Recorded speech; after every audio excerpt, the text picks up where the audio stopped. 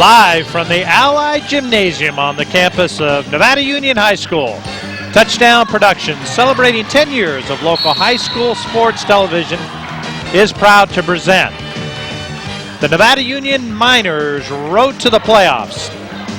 Tonight, in their second home game of the SFL season, your Nevada Union Miners take on their league rival, the Woodcreek Timberwolves. Sierra Foothill League action is coming up. It's Nevada Union versus Woodcreek here on your NorCal Game of the Week.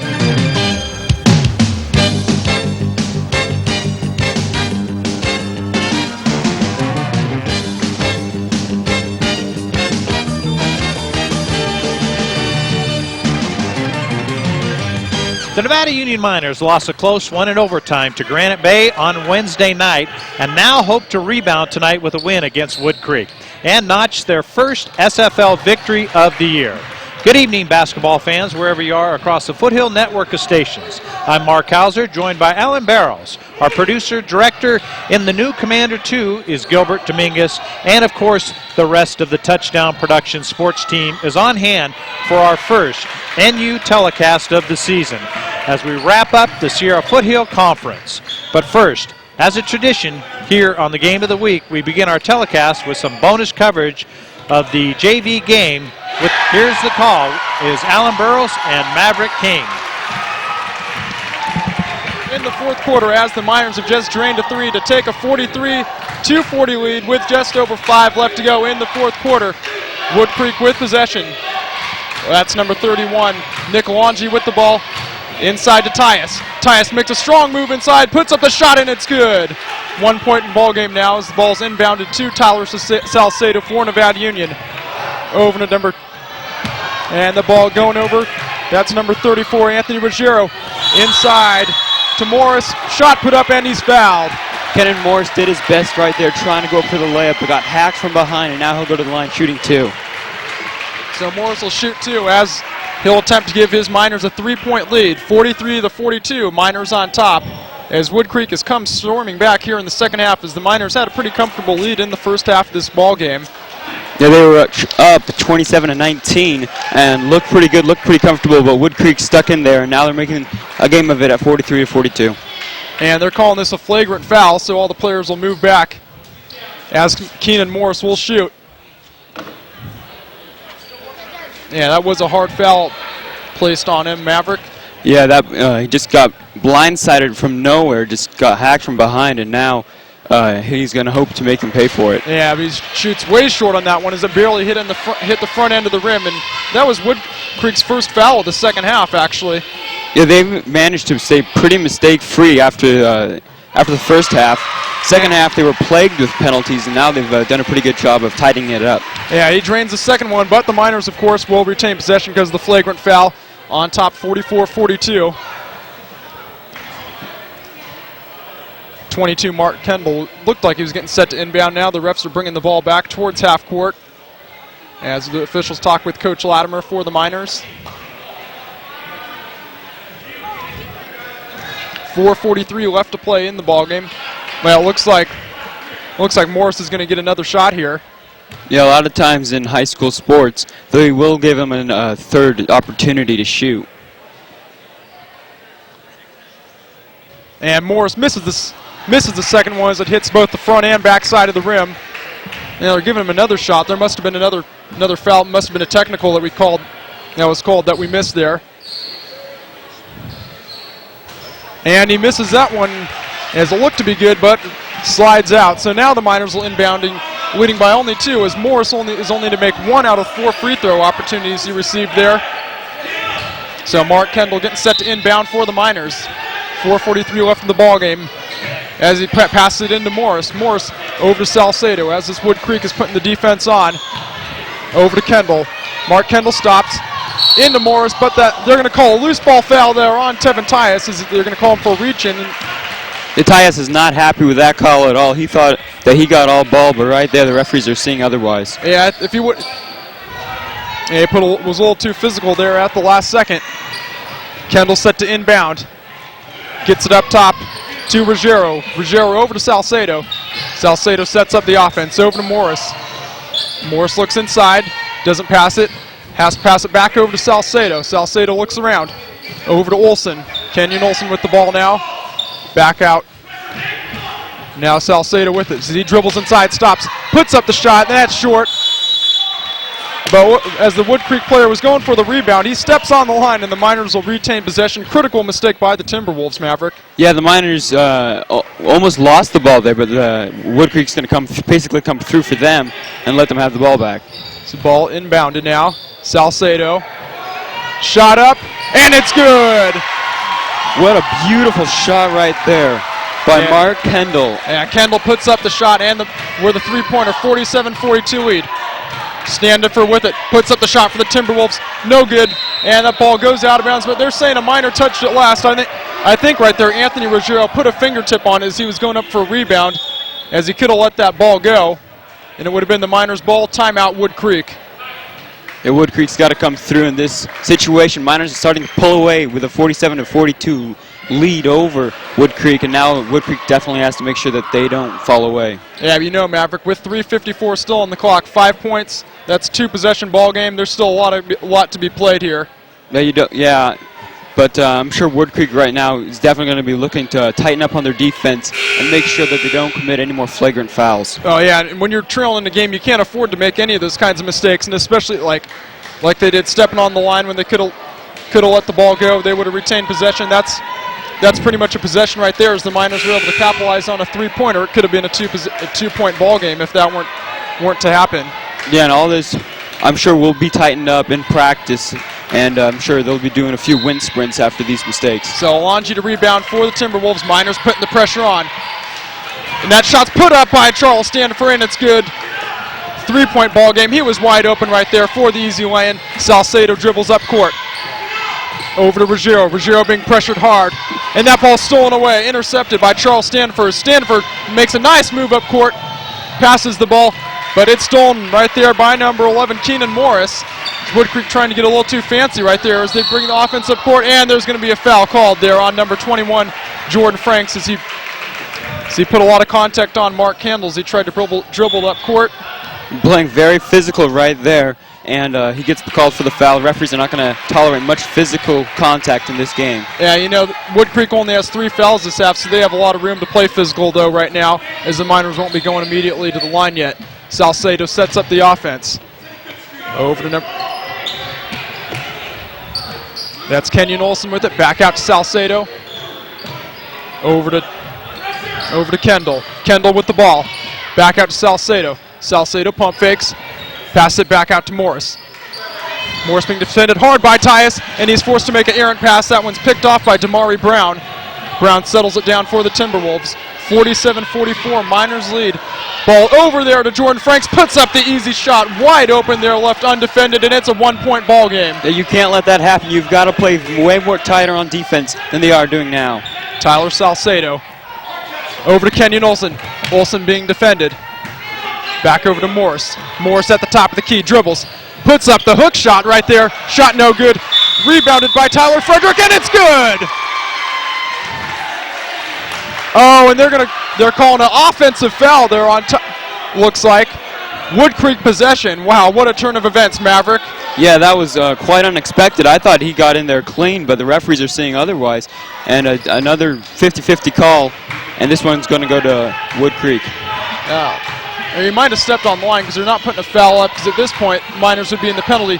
Shot put up by Damari Brown, and it's good. And the Timberwolves take a 1-point lead with just over 2 minutes left to play. 48-47, 2:15 left in the ballgame. Tyler Frederick brings it up court for the Miners. Being defended by Brown. Over to Salcedo. Salcedo forced to pass it. Inside, oh, a nice move right there. And the shot no good. As Mark Kendall's unable to deliver for the Miners. Tevin Tyus with the ball, passes it over to Damari Brown as he slows it down. Just under 2 left to play in regulation time. Over to Standifer. Inside there into Tyus. Strong move, and it's good. Timberwolves take the 3-point advantage. Tyus is making him pay from inside. He has been very effective from inside the paint. Yeah, today. Tyus, one of the bigger, stronger players on the court.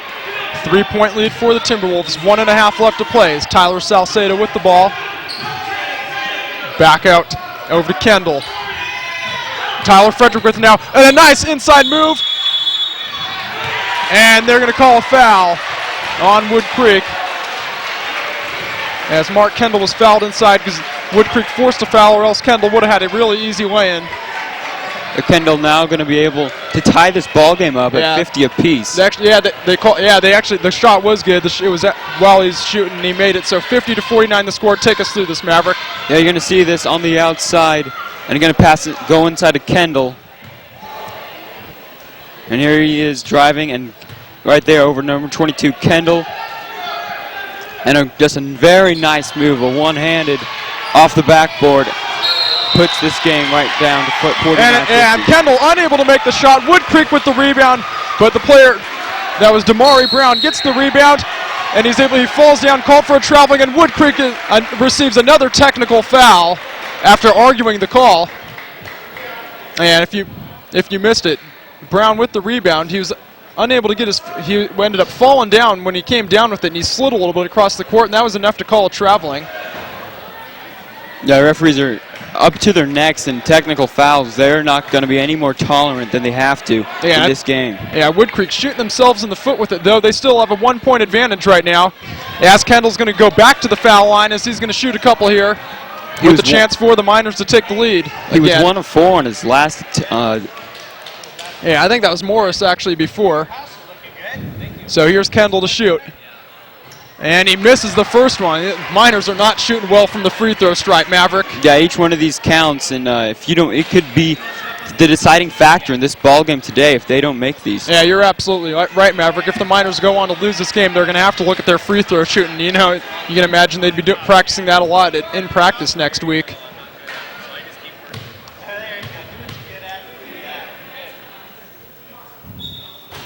And Morris misses the second one. So Miners unable to capitalize on their 2 free throw chances when they had the chance to take the lead, and they still trail 50-49 with 1:18 left to play, as the Miners will be able to inbound the ball, but timeout called. As Coach Latimer looks to draw up a play for the Miners. Yeah, you've got to capitalize here with time ticking down. Woodcreek, if they take advantage of the situation and still hold a lead after this possession, they're definitely going to, hold on to the ball and make sure that NU doesn't get another chance. Yeah, if Woodcreek's able to get another basket, though, the Miners may be forced to start fouling and sending them to the free throw line. And a shot there, both huddles. As the Miners just unable to really to capitalize on the mistakes that Woodcreek's made down the stretch here in the fourth quarter. And of course, coming up at the conclusion of this junior varsity contest, the varsity game will be coming up as the Miners head into their second league game of the year in Sierra Foothill Conference play. So Kendall now getting set to inbound for Nevada Union. They trail 50-49, 1:18 to go in regulation. And he gets it into Salcedo. Salcedo at about half court, being defended hard there by a couple Timberwolves. Gets it inside to Morris, back out to Kendall, over to Salcedo. The Miners look to set up the offense. Frederick give and go to Salcedo. Puts up the shot, and it's way short. Rebounded there by Tor. Tor brings it up for the Timberwolves. Being defended hard by Salcedo. Over to Jordan Franks. Franks inside to Tevin Tyus, and it's good. Tevin Tyus doing an excellent job getting inside position on the offensive end. He's had several easy lanes this quarter, and the Miners are desperate now, trailing by 3. 40 seconds to go in the ball game. That ball over. That's Kendall. Over to Frederick. Frederick back out to Kendall. Puts up the shot, no good. Rebounded by Tevin Tyus. And there's a jump ball called. Timberwolves possession. Yeah, this is getting to the critical point of the game with only 26.8 seconds remaining, and Nevada Union trails here by 3. Yep, 52-49. 26.8 to go. Franks to inbound for the Timberwolves. Gets it into Tor. Tor being defended by Salcedo. Miners put the press on. Gets it up to Standifer. Standifer being defended hard by Morris. And foul call. Or no, Timberwolves call timeout. 15.6 to go. you got to think the Miners are going to have to foul here. Yeah, if they don't intercept the inbounds pass, they're definitely going to have to go for the foul because they just can't afford any more mistakes. Yep, I'm Alan Barros along with Maverick King here, bringing you this bonus coverage here on the NorCal Game of the Week between Nevada Union and Woodcreek, as the Woodcreek Timberwolves have a 52-49 lead here in the waning seconds of the fourth quarter. Miners unable to hold the lead they had. They came into the fourth quarter up by 3, but they have been unable to hold the lead and not capitalize on the mistakes the Timberwolves have made tonight. And we're ready to resume play. And we're definitely going to have to see more aggressive from Nevada Union, because if Nevada Union can't capitalize on this inbounds pass, they probably will not come away with the ball game today. Well, Nevada Union they've been aggressive as they put on the full court press there, and they forced Woodcreek into calling a timeout. So Kyle Corrado in to inbound the ball for Woodcreek. As you see, Kenyon Olson's on him hard as he's going to try to do anything to prevent him from getting the inbound pass in, as he's got his hands up. And he's finally able to get it in. That's Tevin Tias with the ball again. Over to Franks, and he's fouled. 12.7 to go in the ball game. So Franks will go to the free throw stripe to shoot. I think we're seeing some substitutions or attempted substitution here by Woodcreek, but the referee's not going to allow it. So Woodcreek has a chance to make this a two-possession ball game. Let's look at the replay, Maverick. Yeah, you're going to see here, he tries to get the shot up, but the referee called him down before the foul happened. 52-49, Woodcreek with the advantage.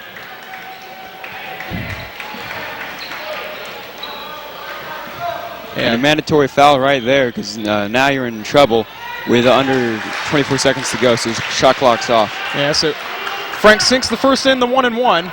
Two-possession ball game now as it's a 4-point lead for Woodcreek. Miners need to get position here, and he makes the second of 2, so 54-49, just over 12 to go. Miners need a shot quickly. Frederick tries to bring it coast to coast, no, and he's stripped of the ball. Woodcreek's going to take this one out as Alonji makes the crucial play. He's just going to dribble it out, and he's going to shoot a 3 at the end. Comes up short, but it does not matter tonight as Woodcreek comes along, plays a solid fourth quarter, and come away with the 54-49 win play here tonight. Yeah, Nevada Union wasn't able to play the full 4 quarters. They played a great first, second, and third quarter, but were not able to come up with the crucial fourth quarter. Yep, Nevada Union unable to capitalize on many mistakes tonight too. 3 technical fouls actually in that fourth quarter. They only sank 1 of the 6 shots that they received. You have to work on free throws, because free throws can be the deciding factor in a game, just like today. Yeah, so disappointment for the Miners tonight. But, of course, we got the varsity game coming up next here on the NorCal Game of the Week, as the Miners look to improve on their 0-1 record in league play. And thanks, Maverick, for joining us tonight. Yeah, it's my pleasure, and I hope to be here tomorrow. All right.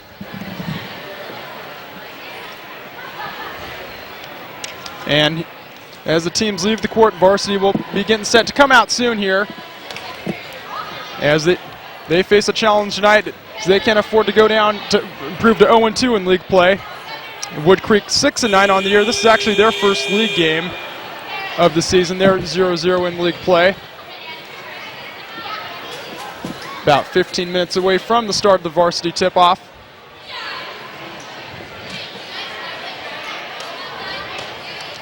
Hola. And I'm here with Mark Heauser now to do the play-by-play for the varsity contest tonight. All right, Alan. Well, we saw an exciting game. The JV down to the wire. NU had some opportunity there, and unfortunately was unable to pull it out. Yeah, lots of opportunities, though. Yeah. No capitalization. Well, we're getting ready to come up into the varsity game. They'll be popping out of the locker room as they were. As a matter of fact, they are right now as they're working their way out. And like we mentioned, it's NU taking a tough loss Wednesday when they faced the Granite Bay in an overtime game. And so it's NU looking to gain some momentum and gain a victory in their house tonight. Hopefully they'll pull that one off to get their season back headed in the right direction. Yeah, a lot different Miners team this year from what we saw last year. Is there a lot of new faces on the squad? Yeah, you got a few new faces on there. A few guys from last year. I mean, a lot of the guys that were sitting on the bench doing some bench time. You've got Brian Jackson, who was riding the pine last year and coming out this year and getting some good playing time. Of course, Zach Spencer, the big man. Zach's was active last year, and now, of course, he's a starter.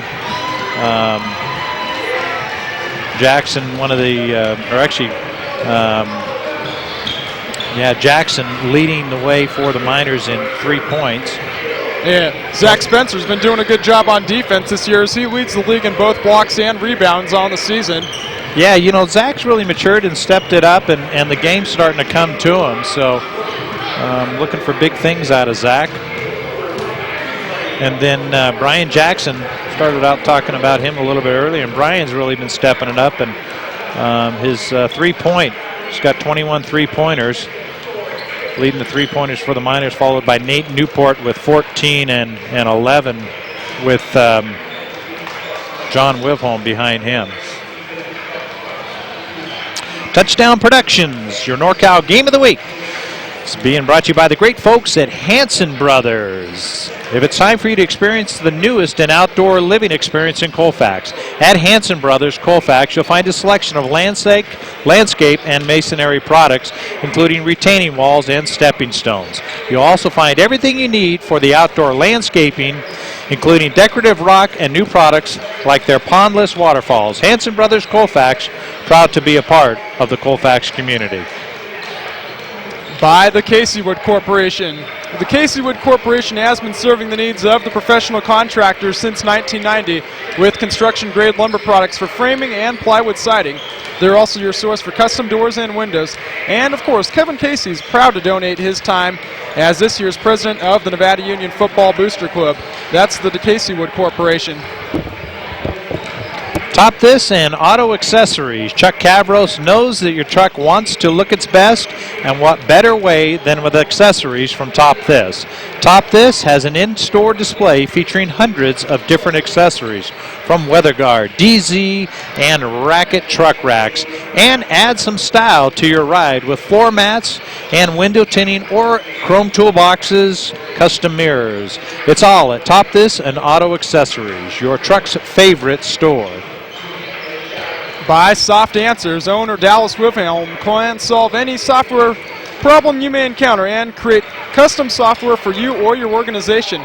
Computer problems can make you frustrated and want you to throw it out the window, but one call to Dallas and your computer will be your friend again.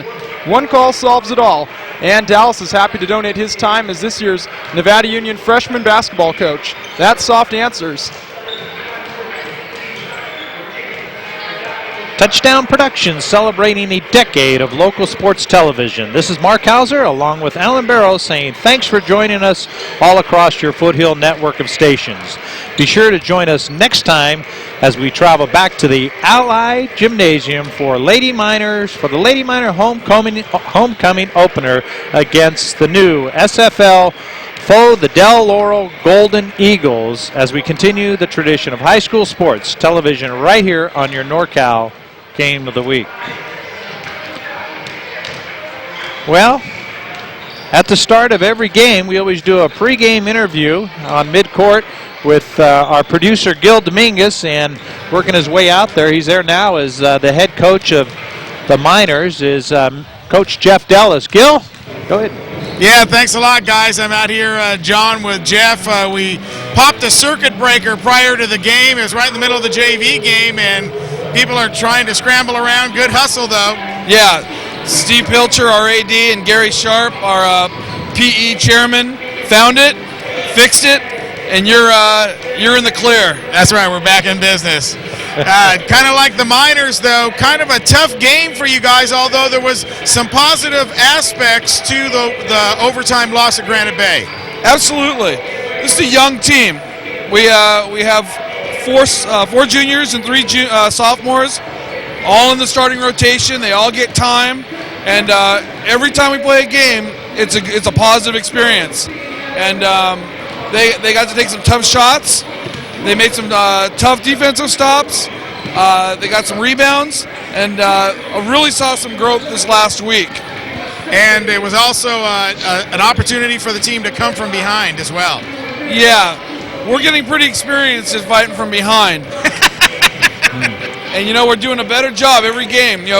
First it was, just get ourselves back in a position to be competitive. So we'd get down 10, 12 points, get it to 1, get it to 2 point, but never get over the top. This last game, we went on a 10-0 run down the stretch and actually took the lead. Couldn't hold it, but we hit some clutch shots, got into overtime, and ran out of gas a little bit. But there's nothing like varsity game experience to get better. Now tonight you're facing Woodcreek. What do we know about them? Woodcreek's going to want to push the ball up and down the floor. Their coach Bernie Pinkerton's been around forever. He's one of those guys that takes whatever group he gets and it makes them very competitive. So I can expect that these guys are going to be a good shooting team. They're going to play hard, and they're going to make this a competitive game. How tough is this SFL going to be for you guys? You're used to playing in the Metro. That was pretty tough there. What about this SFL? Well, at the beginning of the season, we all knew that Rockland was going to be the team to beat. They're very talented. After that, every game's a war. We thought that perhaps the weak sister would be Oakmont, and they came out and beat Del Oro in the opening round. So go figure. We knew Del Oro was tough, so if Oakmont's beating them, there are no weak sisters in our league. Every game's going to be a war. Well, and like you said, that's going to give the Miners some great experience. You can only bang on each other so much at practice. Yeah, absolutely. We're anxious to get out and play people, and we're getting better and better, and I'm expecting good things from us, not only tonight, but the rest of the way. Well, it's just the first of many minor games here this season once we get into league play now. And what's the value? How important is it to get that first league win? Well, it's getting the first win of the year, getting the first tournament win, getting the first league win. That's all important because it's a mindset that our kids understand that they can be competitive. And, before our first game this year, we had 4 varsity starts. Nate Newport had started 2 games, and Zach Spencer had started 2 games. And other than that, we'd never had a varsity start. Now, 16 games in, we have 90 starts out of our kids. And so they're starting to get it. They're starting to understand the speed of the game and what we're trying to do. And, summer league, spring league, AAU, none of that stuff emulates game speed of a varsity game. In league. In league, absolutely. Everything's a learning experience for us. Well, congratulations on a great preseason. I think you'd have to call it a success. I think it was a success in the sense that our kids gained experience. And, we lost some games that we probably should have won, but it's only a negative if we didn't learn from it. And good luck the rest of the way. We'll see you guys after you go. You're going to go away for a couple of games after this, right? Great. Look forward to seeing you. All right. Jeff Dellis there, boys varsity coach, as we get ready for minor basketball here in the new Ali Gymnasium, Mark. And I'm sure you can notice as we come in tonight that they have the brand new rubber pads on the underneath each basket, and unlike the old pads which just went out probably about 20 feet, these go the entire width of the basketball court, and they've even got special padding on the doors as well. So that way if somebody's going to hit the door, there's padding right there. So more signs are going up inside with the local sponsors that support Nevada Union Sports, and they're really starting to turn it into the home of the Miners. So thanks for joining us here tonight as we bring you basketball. Remember, our next game, I made a mistake on the script, our next game will actually be at Bear River as Placer takes on Bear River. That'll be tomorrow. We go down to Bear River, and then we'll be back with that Lady Miner Del Oro game, their first game here in the Alley. So thanks for joining us. Beginning of the basketball season. Football playoffs are on TV. It's a great time of year. Guys, let's thank that second set of underwriters and get ready for basketball action here on your NorCal Game of the Week. Back to you. Good. Thanks, Gil, and thanks, Jeff. And Touchdown Productions, your NorCal Game of the Week, being brought to you by Grass Valley Glass. There is no need to let the winter cold drive your heating costs when Grass Valley Glass offers a complete line of energy-efficient windows from Milgard. And they can install them for you before the weather turns cold. Shauna, Marty, and NU football alumni Curtis Allen specialize in every glass need that you might have, and they love to support NU minor sports. That's Grass Valley Glass. By Spencer Construction. You can now build the home of your dreams with the help of Scott Spencer and Spencer Construction. At Spencer Construction, they specialize in the creation of custom homes in the Foothill area and permits to design and complete. So there's no need to fear building the home of your dreams. And Scott is happy to donate his time as this year's president of the Nevada Union Basketball Club. All-phase heating and air conditioning. Winter is here, and buying a heating system is one of the most important purchases you will make as a homeowner. That's why All-phase heating and air conditioner installs and services the Train Comfort system. And the All-phase is Nevada County's only certified Train Comfort specialist. Doran and Max Bennett are always there to welcome you at All-phase Heating and Air. By Plaza Tire and Auto Service. Plaza Tire and Auto is the official automotive repair facility of the Game of the Week. The guys at Plaza always keep the Commander 2 up and running so you don't miss a single game. So when the Commander 2 is down, they get her in and out in a hurry, and the pros at Plaza Tire can do the same for you as well. Plaza Tire and Auto Service. Professional auto repair done on your schedule, not theirs. That's Plaza Tire and Auto Service. Touchdown Productions celebrating our 10th season of local sports television. Thanks for making us the #1 television show in the foothills across our network of stations in Auburn on ACTV Channel 20 and Suddenlink Channel 23 and on LOP Channel 7 and of course in Grass Valley and Nevada City on NCTV Channel 11. Well, the final minutes ticking down on the board, and a shot of the Miners on their final warm-up. We're going to be getting ready for the starting lineup, the introduction for the visiting Woodcreek Timberwolves. And you know, Mark, this is my first time back here in the Ali Gymnasium since I left for college. I'm really impressed with the way it turned out with the refurbishing. Oh, it looks great, Alan. I mean, there's a shot of mid-court. They changed the logo and went to the NU, and there used to be a little Miner man out there, but they redesigned it. The floor, you can notice, it looks like it's a brighter white rather than the older floor, and that was probably just due to tarnish over the years. And new bleachers underway. I understand, and speaking with Scott Spencer, he's had a fundraiser that he's been putting together, and they're pulling the money together for some new backboards that weren't able to be purchased during the renovation, and so he's gone outside into the community, and as we know, this is one giving community, and he's been able to come up with the money and get some new backboards as well. So here we go. We're getting ready for the introduction of the starting lineup, and our calling it in the house for us is Newell Humphers, and so we'll go ahead and listen to Newell for a minute here, and then we'll go ahead and introduce the starting lineup.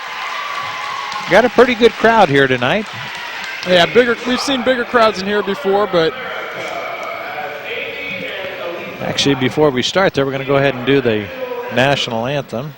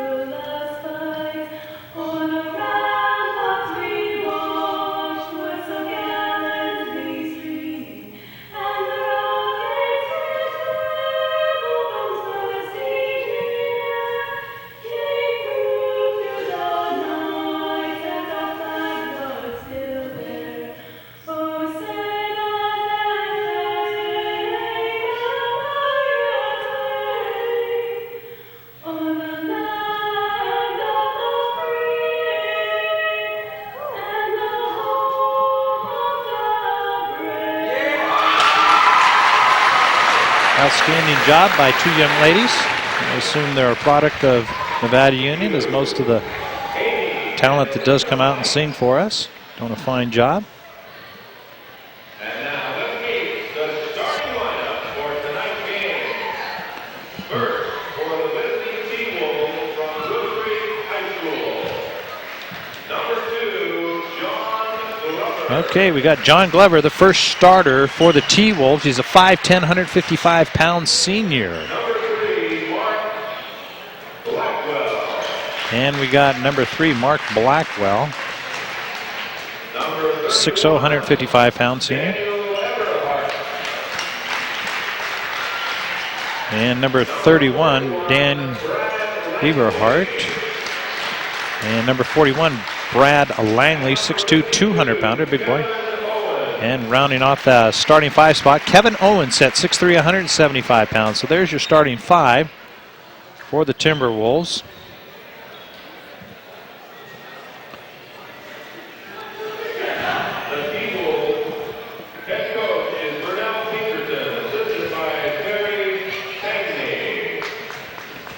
Head coach is Bernie Pinkerton. That's for the Woodcreek Timberwolves. And here we go. Starting lineup of the Miners.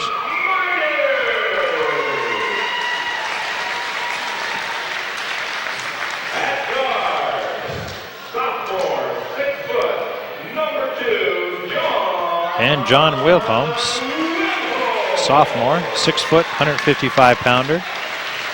Guard spot for Nevada Union.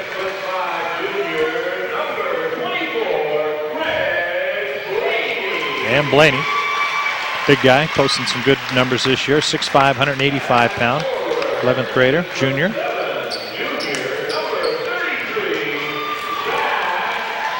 And Zach Spencer, maybe we call him the big man, 6'7", 195-pound junior.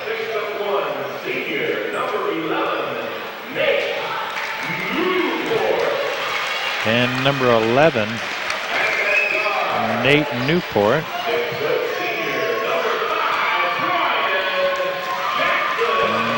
And number 5, Brian Jackson, 6'0", senior.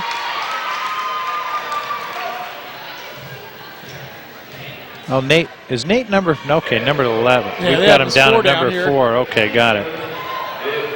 I thought maybe we missed Nate on our roster, but we had him numbered at number 4 instead of number 11, so we're all right. Yeah, every once in a while, sometimes they have somebody that wears a different number, home or away, or maybe just a case of forgetting his jersey tonight. Yeah. All right, on the tip-off for the T-Wolves, we got Kevin Owens at 6'3" against the big man, Zach Spencer. Zach at 6'7", so there's a 4-inch difference between the two. And the ball's up, and Owens comes up with it. So Owens kicks it back to his boy, and they're going to be bringing it down. Setting up the offense on the far side. That's Blaney on the defense. He's being challenging Langley. Langley back out. Shits number 52, Owens. Owens finds his man, number 2, Glover. Glover far side. That's number 31, Eberhardt. Back around. Good ball meant T-Wolves really moving around. 8 seconds on the shot clock. NU pulling out the defense. Long launch. Eberhardt unable to do it, and coming up with the rebound. That's Zach Spencer. Yeah, usually when you have all that ball movement, you want to get inside, but they were forced to put up a long shot on that play. As time ran out, you know, NU putting on some good D, and they weren't able to penetrate. Jackson with the ball now for the Miners. He's got Wilhelm on the left, and he's got Spencer on this inside, a little behind his back, little bounce pass looking to go. He decides to go himself. Had the open shot cleared for Bryan and hit the iron. Yeah, Jackson made a good pump fake there. Unfortunately, he couldn't convert. Well, Mark Blackwell answering with the 2 points for the T-Wolves. And the T-Wolves putting on a full court pressure. Looked like we picked up a foul there. Now Newport. Spencer by himself clears the basket up off the glass for 2. Tie ball game. Spencer with 2 now. So Zach looking good right out of the chutes. Feeling comfortable under there. NU going into their defense. Far side, kind of a weak pass, launching that one. Brad Langley in and out, rebound, and picking up the foul. That's number. I'll take you through it there. As Glover gets the ball up court, Blackwell taking it in. Is able to get by Brian Jackson with there. Blackwell showing lots of speed, and he's able to make the lay-in look real easy there. Put the T-Wolves up 2-0. First shot missed. Eberhardt misses his first. We got a tie ball game. 6:19 on the clock. First quarter. Eberhardt for his second one, and he goes net on his. So 3-2. T-Wolves. Full court pressure again on Blaney. Blaney finds Newport. Newport, little shake and bake, leaves Blaney wide open. Nate looks like he had a little interference on that pass for the turnover. Yeah, Owens made a good athletic play on the defensive end to jump high and intercept that pass. Newport going for the steal. Some good contact. Looked like may have gotten away with something there, which is good. Going baseline, little dish inside to number 31 to Eberhardt, and whistle blows. Yeah, they're saying he stepped on the line. Out of bounds, turnover. That's help. 2-3. T-Wolves got the pressure on again. Looks like they're double teaming the first guy down, and then they split off and go single inside to Brian Jackson. Jackson look around. They got Blaney in the paint. He fades back. Newport clears the lane. Back out to Spencer. Zach Spencer. Zach had that ball get kind of thrown against his gut. He lost the handle on it and was able to come up and correct his balance and go right to the glass, and that's 2 for. Yeah, it looks like Spencer's gotten a lot stronger in his play from what we saw last season. Shows a lot more strength underneath in the early going. Yeah, definitely. Well, Zach was a sophomore last year and playing on the varsity, and he got a little bit of glass time, and this year he's been playing a lot. And just between the last time I seen him has been probably, a good couple, 3 weeks. And Zach looks a heck of a lot more confident. Wivholm picking up the interception. Slows it down, finds Spencer in the backcourt, and that's Wivholm right there, dead center of your screen. So he pulls it down. Brian Jackson, far side, now to Newport. Nate Newport launches about a 24-footer, rings it up. Nate Newport. And here's a replay. That's basket by Zach Spencer. Brian Jackson making the nice dish. Defended hard by the Timberwolves, but Zach Spencer shows the strength as he's able to push forward and get the easy lay-in. Left outside all by himself for the 2, or for the 3, and unable to come up with it. Putting it on the back. The rebound back, credit Mark Blackwell. We got NU at 7, leading by 2 to the T-Wolves 5. Yeah, not much stats have been compiled for the T-Wolves this year, but Blackwell is their leading scorer from what we got. Nice block by Blaney underneath there. Going to the basket on the interception was Dan Eberhardt, and Blaney does the block. Shot clock at 31, it's fresh. And we're going to take another look at that replay. See Eberhardt goes up for it there. Blaney just showing a good move right there. Gets the arms up, blocks it. Ball again stripped away right there.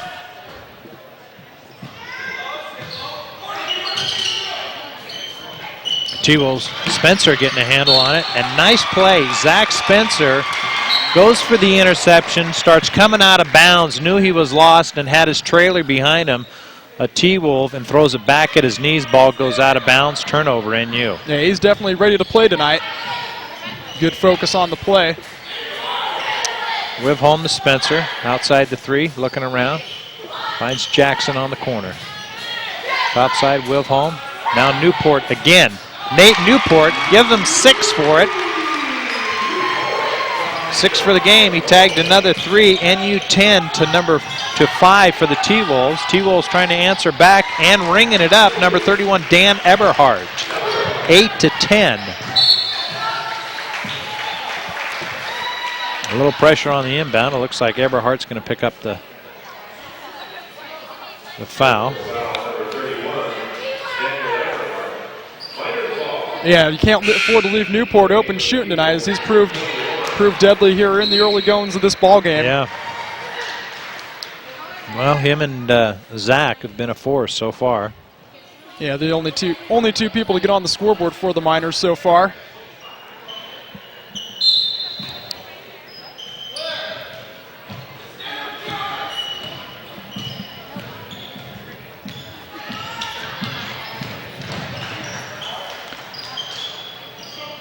3 minutes counting down. First quarter of play. Newport. Now Eberhardt staying on his man. Interception. Coming down, one-on-one, goes underneath Brian Jackson. Nice little move by number 2. That's John Glover. As he ties it up. Yeah, Timberwolves not fast enough to get back on D as Wivholm found himself wide open there. They had to hustle back and commit the foul to prevent the easy lay-in. At the line for Nevada Union, number 2, John Woodcreek. Shooting 2.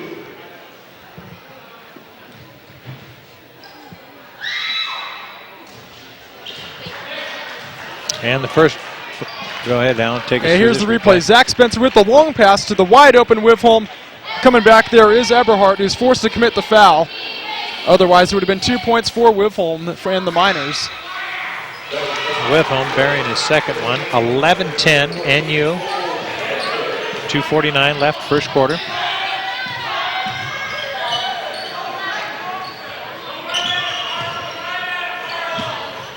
Eberhardt laying it up. 12-footer drops her in. Not a pretty one, but it counts. 12-11. That's some new blood in the ball game for the Miners. That's number 14, Cole Stanford. He's coming in.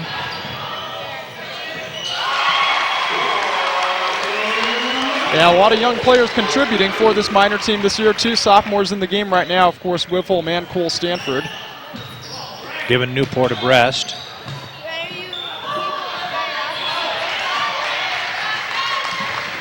Zach Spencer creating it. Wivholm, little spin move. It's going to be a travel. Yeah, looked to be a nifty move there, but just tried to force it a little too much. He did. Just a half a step too much there as he spun around.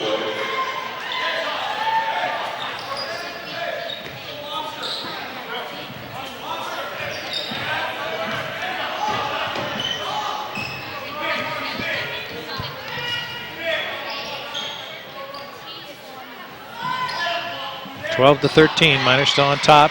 Turnover, Blaney, right place, right time, comes off of Spencer's hand. Jackson with the ball, now Stanford. Back out to Brian Jackson. He's alone, long 20. About a 20-footer. Yeah, good long shot. 2. Good shot, but of course that was an excellent pass right there by Cole Stanford that made that play and the shot go. 15-12, Miners. From downtown, unable to do it, getting the rebound though. And ringing it up after the rebound from Langley. Blackwell nailing the 3, ties up the ball game at 15-15. That's Stanford with the ball. Jackson says, I'll take a triple. He comes up a little short off the iron, rolls off.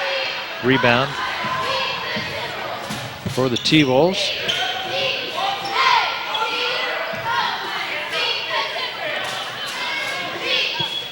You can hear Dallas on the sideline testing his lungs. And close call right there. They get Stanford right there. A little bit of contact. Enough to force the ref to make the call. First quarter of the game, they, early on in the first quarter, they were banging it up pretty good and the refs weren't calling it. So maybe they figure they'll come out of the chutes a little bit weak and now start tightening the calls up.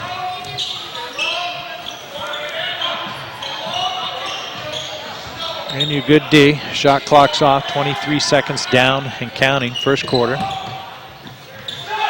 Wide open in the center, in and out. And I think NU got a break on that one. Yeah, I thought it was definitely touched by the Miners on that one. Yeah, that's what I thought too. So we'll take it 15-15, 13.9. NU needs to make something relatively soon happen here. They got time. Looking down. And Stanford takes it in himself, draws the foul for a pair, 5.9 seconds. So yeah, going physical to the basket there really paid off for him. So Cole Stanford going to go and shoot a pair. has the opportunity to put the Miners up by 2, 15-15. First one in and out. Yeah, the free throw shooting so far in the early goings of this ball game hasn't been gone too well for Nevada Union.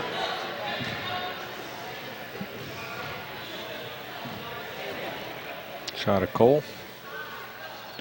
And second one comes up short, so no help. 2 seconds, a long bomb. He got it off at the buzzer. Unable to get it in. That was Fleetwood. So we got us a tie ball game as the buzzer goes off at the end of the first quarter, 15-15. Yeah, been real tight ball game so far. No team's really been able to establish itself or get a very big lead. But that's, and of course, what Jeff Dellis was saying in the pregame. All the games are going to be war here in the Sierra Foothill League this season. And you know what, Alan, that makes for some great play and some good basketball. Head-to-head basketball, a lot of, some of the games can get relatively boring just by, watching blowouts and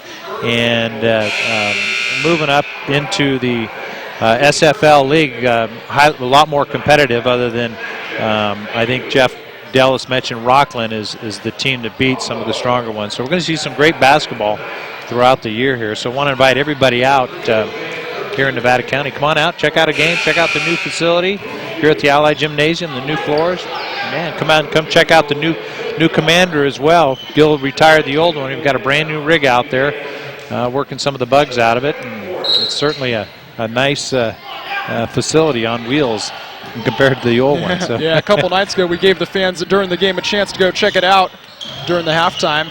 Awesome. Back underway, second quarter, 15-15. Stanford there just battling underneath. We've got Mark Hopkinson in the game, and he comes right in the game. And Gil likes to call him Hoppy, so Hoppy Hopkinson, Mark Hopkinson, number 1. Newport's back into the game. Newport goes baseline, comes in, picks up the double defender back to Hopkinson. He jumps inside, far side. We got number 3 also, that's Stanford. Kemp Stanford and Cole Stanford, so we have 2 Stanfords been in the ball game right now. So Stanford, Newport, Hopkinson, and Spencer will line up for the Miners. That's going to be a turnover. Yeah, well, kind of a sloppy pass right there as he forced Hopkinson to make a jump for it.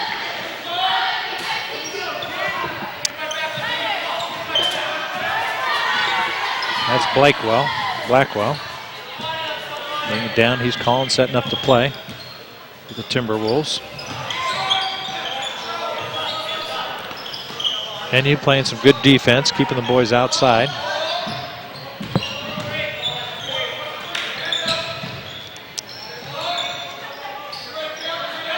"13 seconds, plenty of time." Stanford wanted to go for the interception. 6 seconds, counting down. That is from downtown. Had to take that shot way out, about 4 foot outside the 3-point line. Shot clock reset. Got iron and going right at it. Hitting it.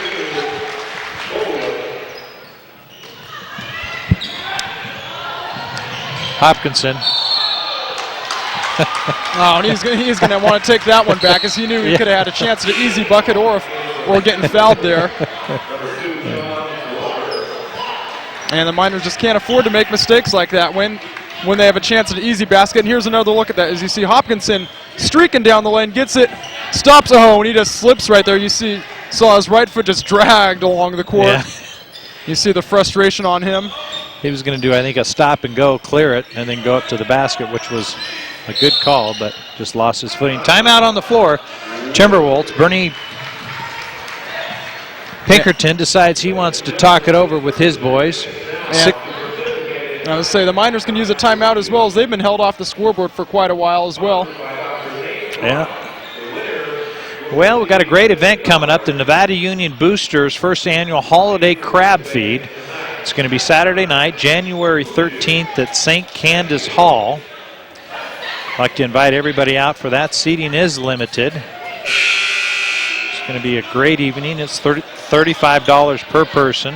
Gills says he's going to be there. I'm going to try and make it. Should be a fun event. We're going to have some 50-50 raffle, a silent auction prizes, some great fun and excitement. And all the crab you can eat, clam chowder, a great feast. Once again, January 13th, St. Candace Hall. Get a hold of Jeff Dellis here at the high school.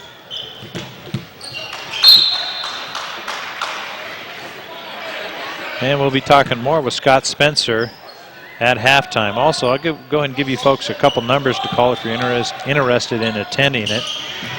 One is Tim Blaney, and Tim's phone number is 478-5602.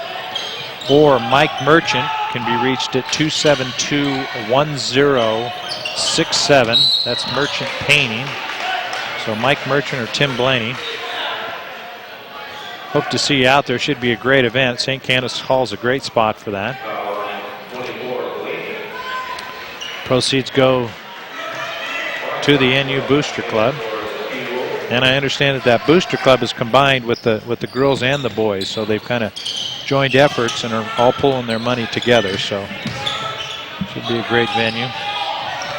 Blaney, rebound to Newport. 15-17. T-Wolves are on top. 5:38 on the clock. That's Nate Newport coming around, finds Hopkinson. On the corner, he's way out of Blaney. Blaney looking around. He's got Stanford. Stanford to Newport. Newport wants Stanford to break. Stanford's in the paint. Good defense, T-Wolves. Shot clock 12 and counting down. Newport going all the way around, goes baseline, finds Hopkinson open. He clears. And back to Newport. He gets fouled and lands it. Looked like he had an arm on that. Yeah, it looked like his hit it. NU tie ball game, 17-17. Yeah, it took a while for the Miners to finally find an open shot on that possession. Well, they sure moved the ball, too. And we got a foul. Looks like it's going to be on Everhart. No, actually 41, I think. Jackson and Spencer coming back into the ball game for the Miners. Yeah, been real tight contest as the defense has really picked it up over the slot towards the end of the first and the early part of the second quarter. Pressure again. Oh, nice steal and behind the back, in and out. That was Blakewell with the steal and finds Owens underneath for the T-Wolves. So Dellis calling for a timeout. 4:35 second quarter, tie ball game. Not a lot of score. What have we seen? 2 baskets? Yeah, it was 15-15 going into the second. And, you know, that's got to be frustrating for the Timberwolves as Blackwell made a great play there. Real shifty and speedy up court. Great pass, just unable to finish it. Well, both teams coming up a little bit dry, and some good defense out there. Yeah, the Miners just having a hard time finding open shots here, as the Timberwolves playing doing a good job on the perimeter. After Newport sunk a couple threes in the first period, they really started to cover down real hard on the shooters and making the Miners earn everything they could get.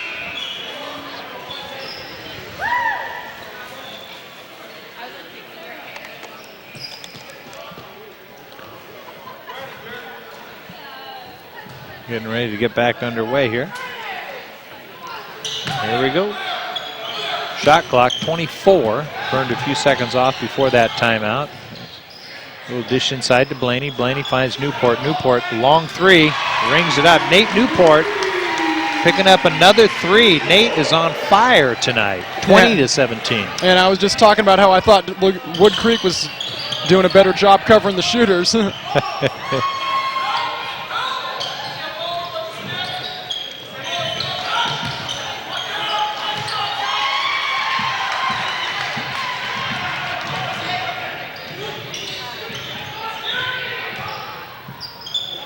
Ball inside Spencer. Little turn, fade away.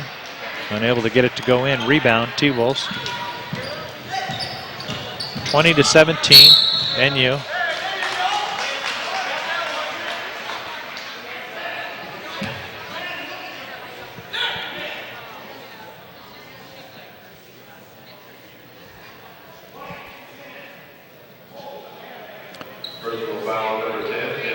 be a foul on number 10. Wivholm picking up his first. No, Kinsella. Wivholm coming into the game for him. Deep Newport, little one-on-one. He's going to take it in. Goes up. Nice little finger roll. Yeah, gift right there wrapped for Newport from that terrible inbounds pass.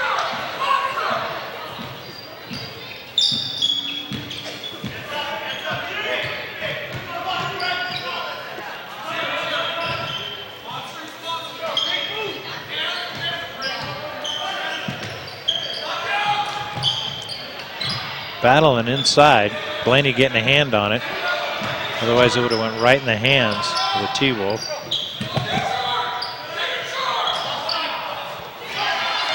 And good block. That was Wivholm and Spencer on the backside. Creating that turnover. Jackson with the ball. Drives the lane. He goes right in off the glass. Nice job, Brian Jackson. 24-17, so timeout. Bernie Pinkerton wants to talk it over with his boys. He doesn't like what he's seeing out on the floor. Yeah, Woodcreek just hasn't even been able to buy a basket here this quarter.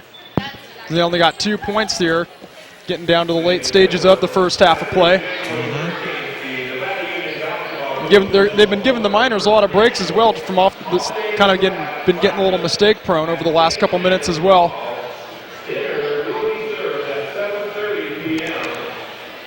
So how's things at UNR, Alan? Yeah, it's a lot different up there than back here. I'm liking it a lot up there. School's definitely tough.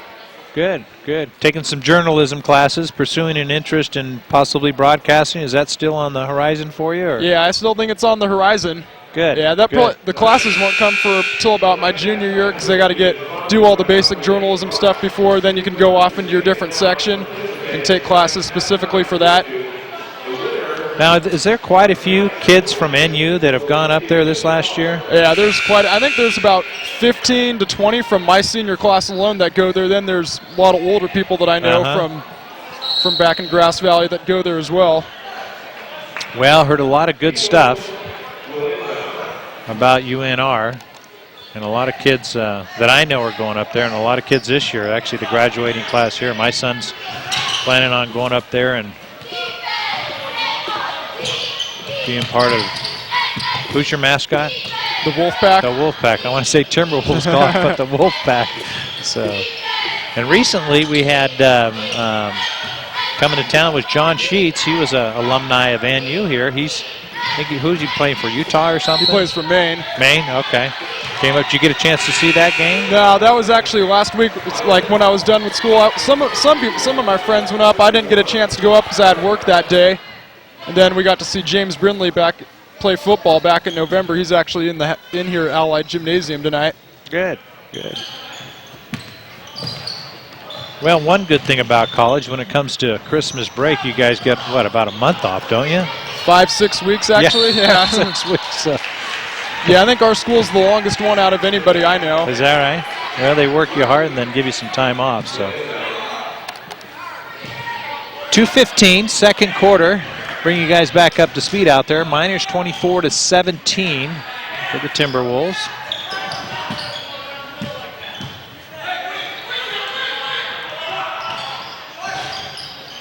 Three shot. Jackson on the rebound there. Brian slowing it down. Good beat by the Woodcreek. Long one. That was Nate. Newport unable to get that one to drop. He's had quite a few drop in tonight, so he deserves a miss now and then.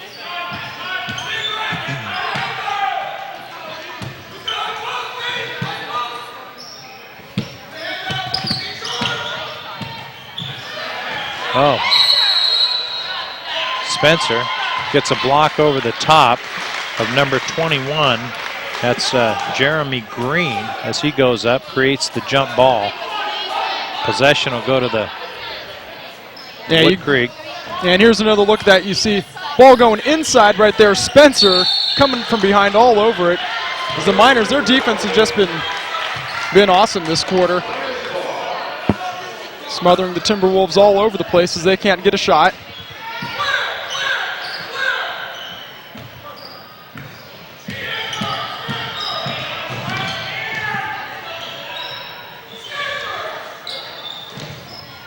Blaney on your screen. Catches Newport coming across. Newport's got a guy on him like.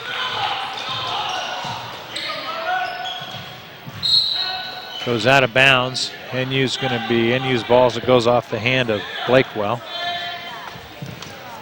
12 seconds on the shot clock.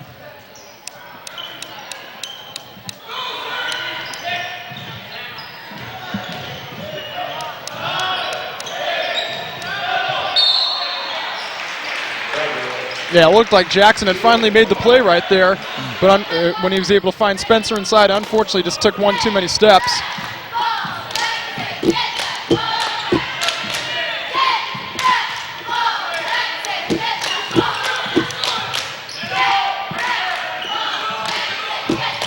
Under a minute left to go, second quarter.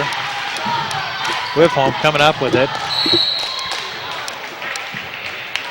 And he chucks it down to Jackson, and I didn't catch what happened from there. Yeah, I think it got knocked out by a Woodcreek player.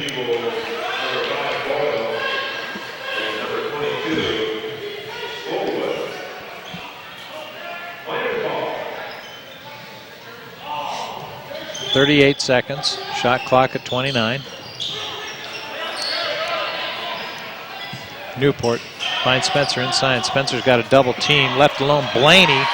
Nice job by Jack Spencer finding Blaney. Greg Blaney on the inside for the put in. 26-17.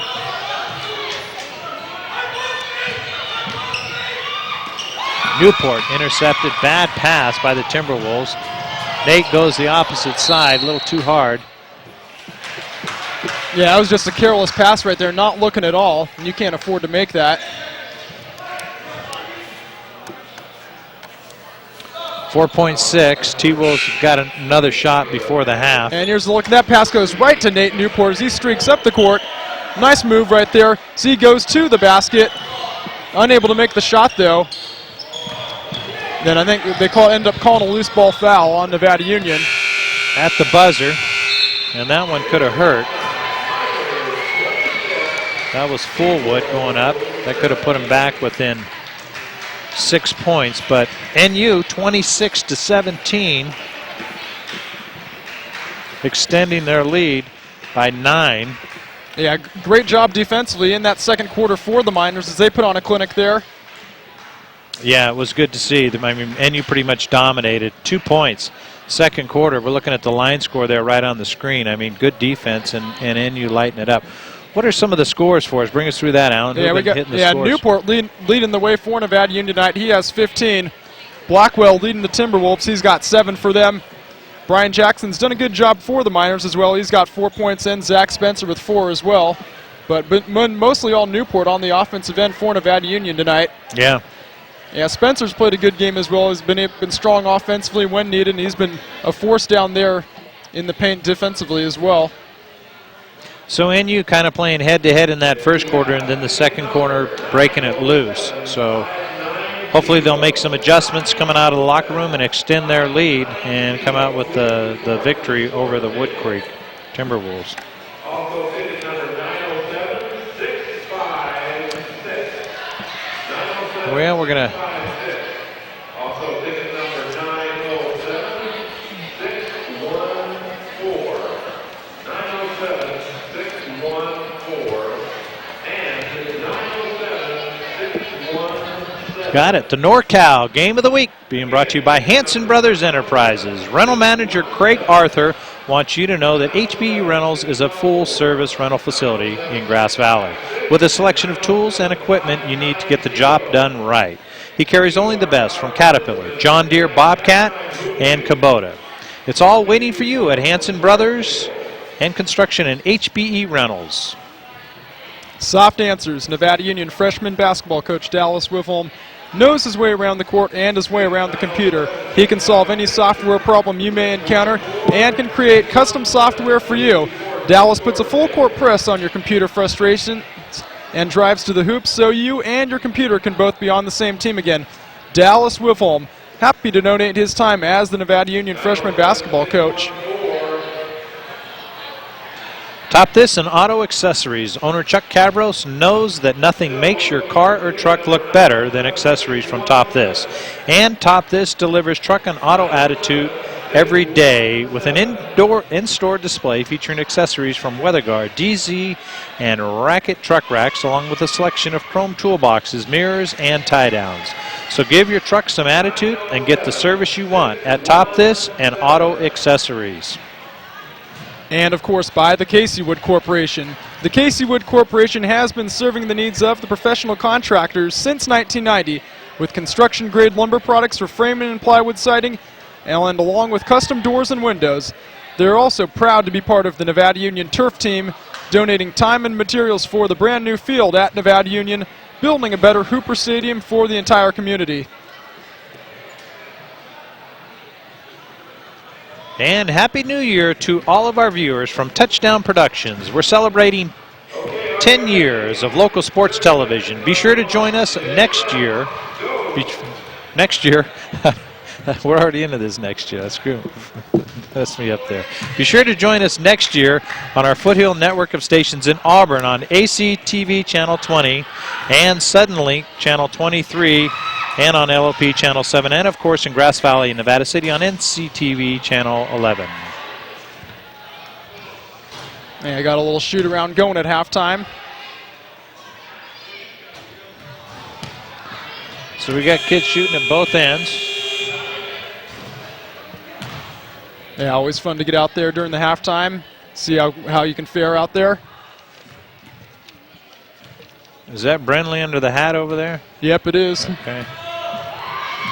Yeah, of course, playing football over at Utah State. He actually ended up seeing a lot of time this year in nickel coverages as the third cornerback out there. And, of course, starting point guard for the Miners last year.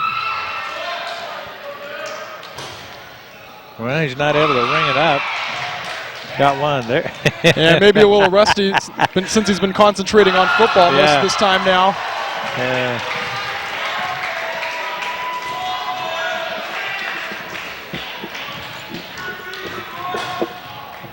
Brenly still trying to make it work.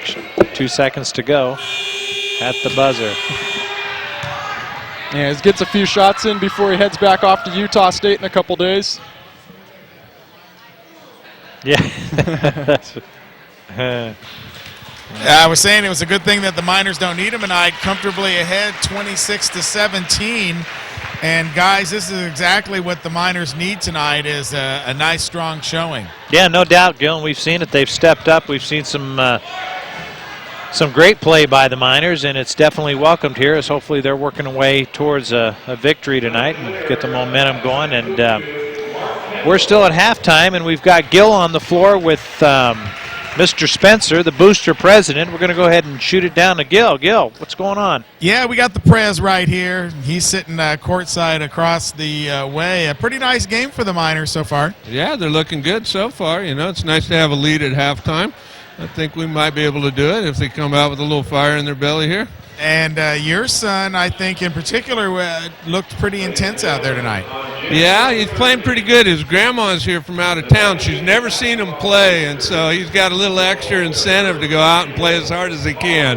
The grandma factor. The grandma factor, that's right, yeah. Well, be sure to come out to the truck, and we'll get a videotape you can take home with her tonight. Oh, good idea. Yeah, thanks a lot. And then she can watch it tomorrow, or maybe she wants to stay up late. Well, she can share it with all of her friends when she gets back home, brag about her grandson. That's right. Nothing like some good old-fashioned grandma bragging. Grandma bragging, you bet. Yeah. I'm glad she could get here, though, to see him play. Is that your mom or your wife's mom? That's my mom. Yeah, correct. Yep. And why you got me here? I'd like to talk about the crab feed coming up. Well, we're going to get to the crab feed. You know, you wasted a lot of time just coming over here, though. So. Well, I apologize for that. I was talking about the crab feed over there. Okay, let's talk about crab feed. We're talking crab feed right now. I know I'm getting hungry just thinking about it. Right. Yeah. January 13th, we're having our first annual crab feed, and it's all you can eat. Tickets are $35, and there's several ways that you can get them. Remember, it's all you can eat. We have beer and wine and sodas. The varsity players from both the girls and boys will be serving this crab. So you don't even have to get up to get it. No, they'll bring it right to you. You bring your sauces if you got a special sauce. For all the crabbers out there, bring your picking tools. If you don't have a special sauce, we'll have some melted butter for you. They got some clam chowder. I'm a clam chowder guy. Are you a clam chowder guy? Well, Chowder head. And I think I had to tell you that the chowder, I noticed Mike Merchant's name on the on one of the contact merchants. I tell you, talk about that chowder. Will be fresh. It'll come out of the ocean on Tuesday. It'll be processed and shipped down to us, and we get it on Friday to serve it to everybody on Saturday. So it doesn't. Mark was saying that Mike Merchant's name was on the chowder.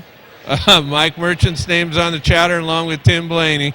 Yeah, they make it up themselves. This isn't out of the can. It's homemade stuff, and they do a real good job. The food will be awesome, so we'd love to have you out there. And it's over at St. Canis in their hall? Yeah, it's in St. Canis Hall. And if you want to pick up some tickets, you can call 478-5602, Tim Blaney, and he'll figure out a way to get tickets to you. We also have them in the snack shack during our home games. And that would be at the Lady Miner home games as well? That's correct. You bet. And, of course, they'll be playing here next week. Lady Miners come home on Friday, and that's just before the Craft League. St. Canis, that's not a very big facility. Actually, it's a really nice facility. It's relatively new, and it'll hold 250, 300 people real comfortable. We encourage you to buy a table and bring your friends. We can seat 8 people at a table, and so you could have a lot of fun. You bring 7 of your best friends, and we'll feed you until you're full. And then push you out the door. Yeah, and then push you out the door. Otherwise, you'll have to help us clean up. Well, it's always fun to be part of the basketball boosters. And, of course, if you want more information or become a basketball booster, they can call you. Absolutely. If you'd like to get involved and help these kids, and you can contact me. My phone number is in the book, but 477-1221. I'll give you all the information you need. We'd love to have your support and help. And you don't have to have a basketball player in the program. You can just come out and help or be part of the boosters year-round or year after year. Absolutely. Anybody that loves basketball or loves to help the kids, there's a lot of work that can be done and a lot of ways to raise money. We need uniforms coming up and a lot of new equipment, and every year we got a nut to crack in order to pull this off so they can play ball. All right, well, you guys do a great job, and testimony to that is, of course, the great teams that we produce each year and, of course, the great facility that we play here at the Ally. Yeah, we have had great teams. We've got a great history here. The girls are playing very well this year also, and a lot of fun to watch. They have a lot of energy, and so I encourage you to come out and see them. All right, you heard it right from Scott. Come on out, see the Miners. Guys, back to you. Thanks, Scott. All right, thanks, Gil. Keep up the good work. Well, thanks, Gil. Appreciate that. And getting ready to get underway here as we start the third quarter. NU 26, the Timberwolves at 17. Newport fresh on the ball as we switch directions of baskets here. Newport, finds Jackson. We're going to get a backcourt on that one. Yeah, always a lose-lose situation when the ball rolls back that far like that. Well, and Jackson didn't have a choice because he had the trailer going right behind him. That was Kevin Owens for the T-Wolves. Had he not stopped it, they went straight to the basket. Good penetration by number 3, Mark Blackwell. Splitting a couple NU defenders and going to the basket. 26-19. Miners on top. Brian Jackson bringing it up now to Newport. Nate Newport looking around inside to Spencer, Zach Spencer. Posts up, decides not to go.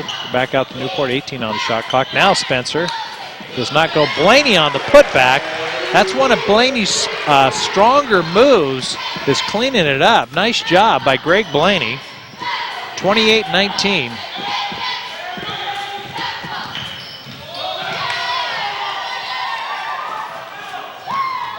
Jackson on the steal, a little one-on-one as he goes up, clears on the basket. Nice, smooth, imbalanced move by Brian Jackson. Yeah, he saw that pass right there. He went right for it.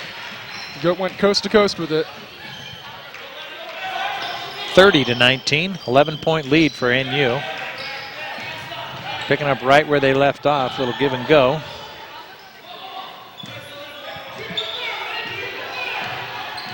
.14 on the shot clock for the Timberwolves. Newport on his man, a little shake and bake inside. Blaney coverage, ball's up. Spencer pulling position for the rebound, but the basket went in. A little pressure now. Newport loses the handle. Jackson, far side. Dishes to Blaney, back out Wivholm for the long three. Finds the bottom of the net. Wivholm.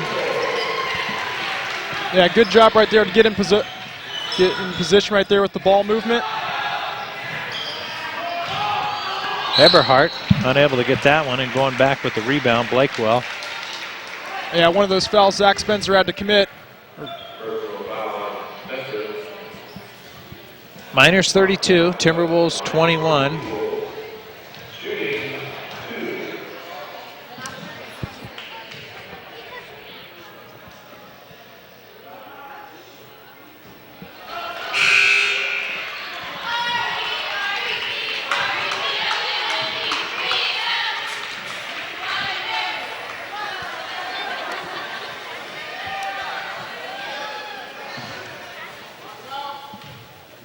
At the line, Blakewell. 5:56, third quarter. Shots up and in, drops it. Yeah, puts Blackwell in double figures on the evening. Timeout on the floor, so Bernie Pinkerton. Woodcreek's going to get charged with that one. Yeah, been pretty even over the first couple minutes of the second half. As Woodcreek's is going to need to put together a run if they want to get back into this ball game. That they are. They got plenty of time to do it, but they're going to need to change their game plan, make some adjustments. And coming out of the locker room, it doesn't look like they made any major changes that we've seen. Yeah, it's been pretty much the same lineup the whole game for Woodcreek. Not many subs coming in or out.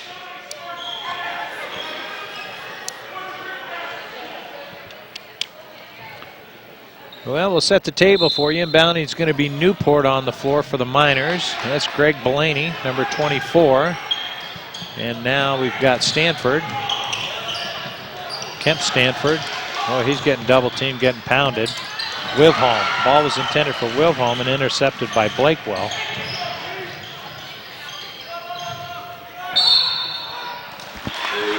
Get called for the...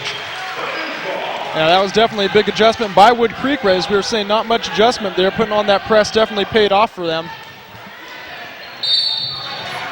And Eberhardt getting called for the travel.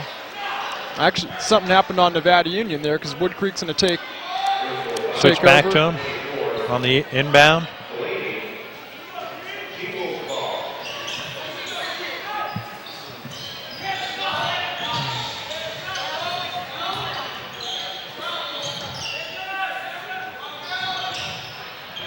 Rebound, Blaney.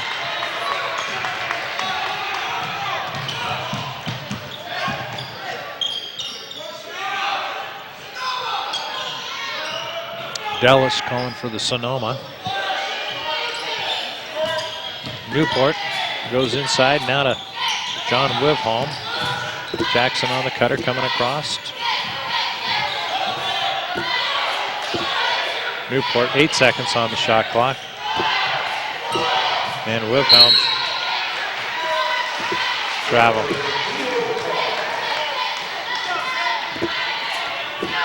So turnover with 2 seconds on the shot clock. Wivholm getting called for the travel. Glover bringing it down. Jackson on the coverage.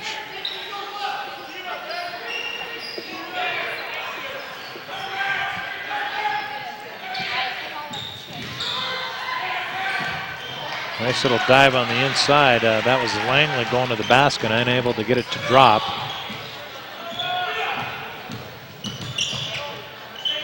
Jackson now, Wivholm, Blaney. Jackson. Newport. for the Miners. Goes inside, little bounce pass, far side. Brian Jackson ringing it up. Brian Jackson coming up with the three. 35-22. Yeah, Miners really showing patience there.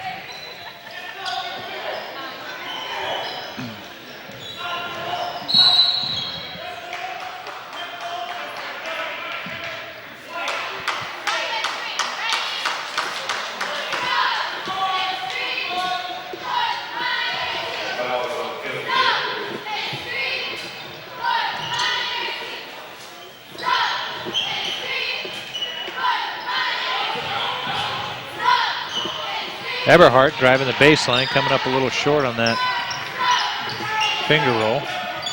35-22. Wivholm on the ball. We get called for an offensive foul. Looks like Woodcreek's been a little more disciplined, as you see. That'll be the fourth foul on the Miners this half, as opposed to 0 for the Timberwolves.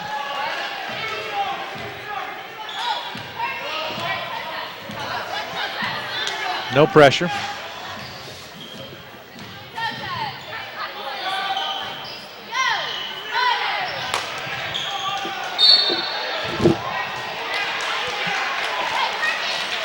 Yeah.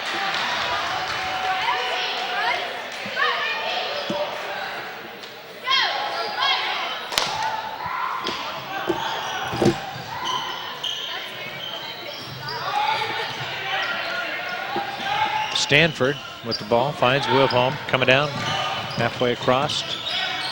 3:21, third quarter, 35-22, NU on top.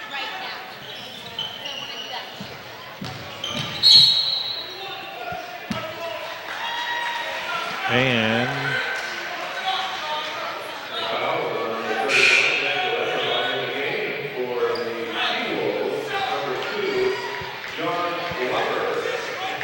Glover coming back into the game for Eberhardt. NU inbounding. Shot clock 35. Wivholm looking for a white jersey. Finds Jackson. Jackson comes down baseline. Gets smothered. Goes back out. Finds Stanford into the hands of Newport. Plenty of time. Shot clock. Newport dives inside Blaney. One-hander up and in. Blaney popping off the 6-footer. Nice job. 37-22.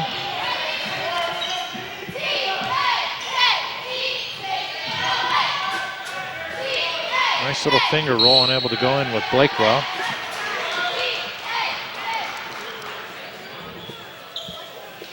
And here's another look at that last basket by Nevada Union. You see Newport with the coming in, finds Blaney right there, puts up the nice mid-range jumper. Using only one hand right there, gives the Miners a 15-point advantage.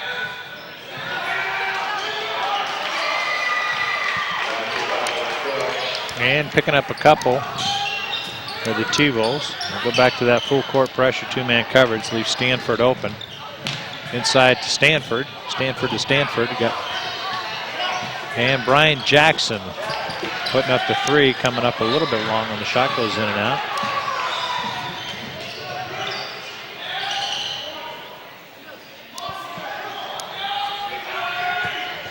Oh. Starting to answer back, so that's Brad Langley, number 41 for Woodcreek, 26-37. Newport to Stanford. Oh, gets punched from the behind. That's Blackwell creating the turnover. Yeah, Kinsella had no idea it was coming.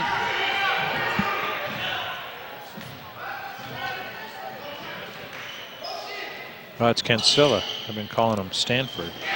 Yeah, Kinsella's wearing 10. We got Stanford wearing 3 in the game right now.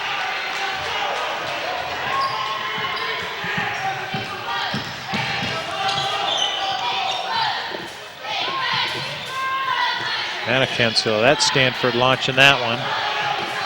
Blaney on the putback and gets hammered. Greg Blaney battling underneath, putting it in for the deuce and gets swatted on the way up. I think that was number 52, Kevin Owens. Yeah, needed basket right there as Woodcreek had gone on a little mini run as they cut the lead to single digits for the first time in quite a while. And here's another look. See Kinsella just inside the three-point line. putting up the shot. Blaney underneath right there. Good position, boxing out his man. Pulls down the strong board, puts it back up, finishes, and gets the lay-in and fouled. Which brings him to the point where we are right now at the line to try to make it an 11-point ball game. Blaney, first one, rings it up. One penalty makes it a 3-point.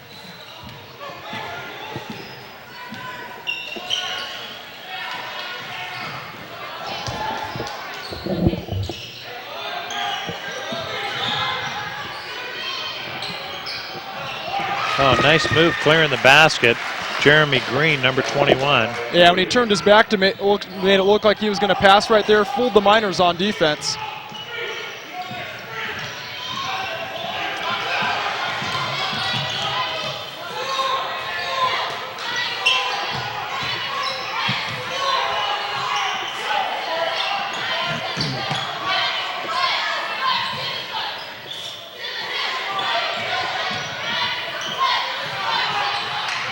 Jackson, Hopkins in the back end. We got Kinsella. Nick. And Blaney's turned it on this second half. He was pretty quiet the first half, only a couple points. 7 here in this third quarter brings him to 9 for the ball game.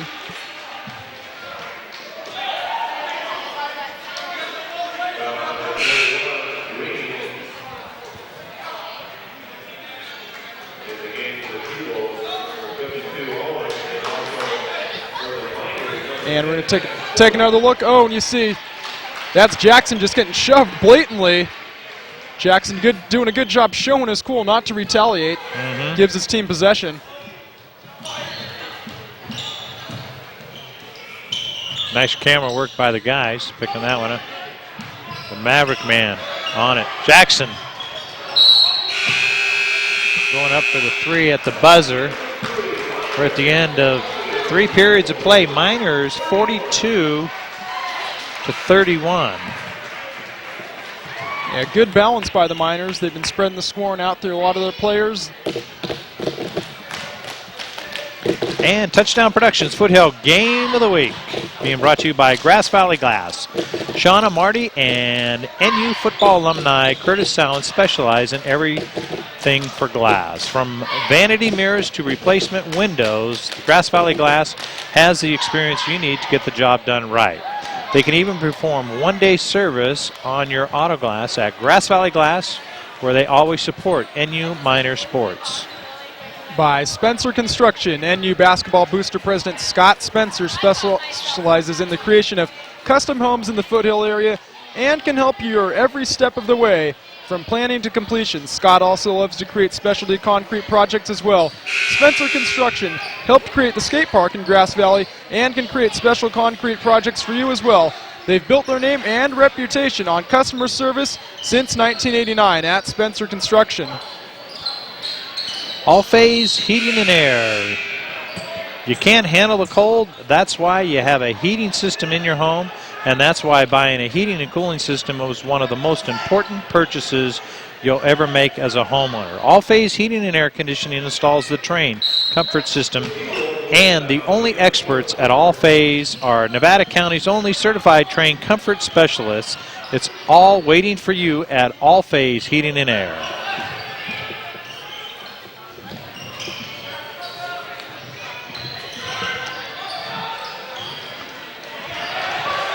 Well, it looks like Hopkins in the game, and looks like he got away with a foul early on for number 52, Kevin Owens, when he went up to the basket. 7:40 left to go in the ball game.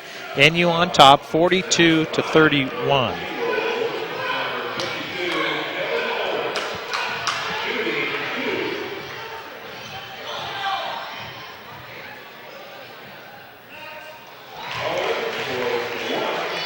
Kevin Owens putting the first of 2 in.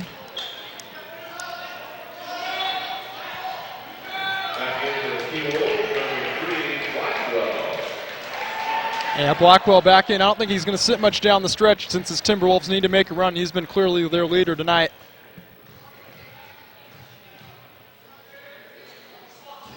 In and out. Blaney, rebound.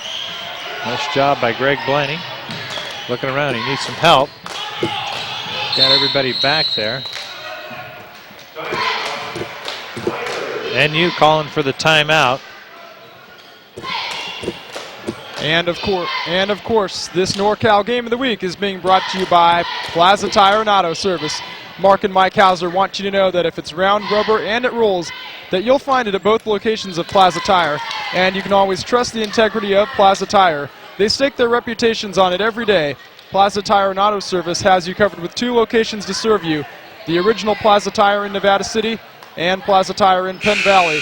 Plaza Tire and Auto Service, professional auto repair, done on your schedule, not theirs. And Touchdown Productions celebrating our 10th season of local sports television.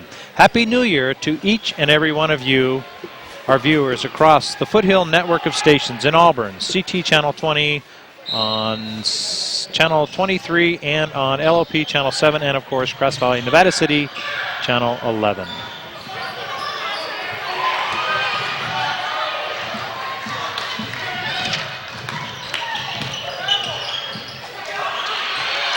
And Cole Stanford making a nice move there before he makes that pass, bringing it into the easy lane for Blaney. 44-32, Miners up by 12. 7 minutes in the game.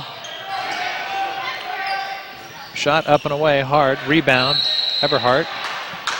Going to call for a jump ball.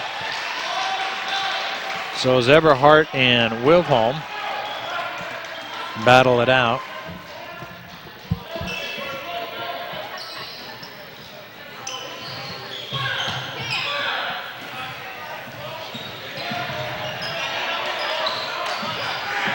Jackson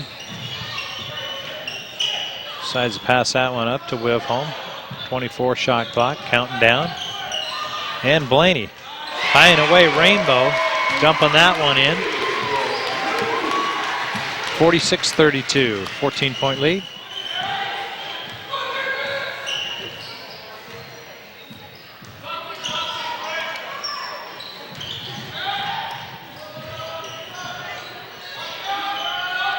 High and away for the 3, coming up short, John Glover. NU coming up the rebound. Saved by Brian Jackson. Comes right down. Finds Stanford. Stanford hard off the iron. Looking around. Wilhelm setting it up. Dallas calling the play. Goes to Stanford.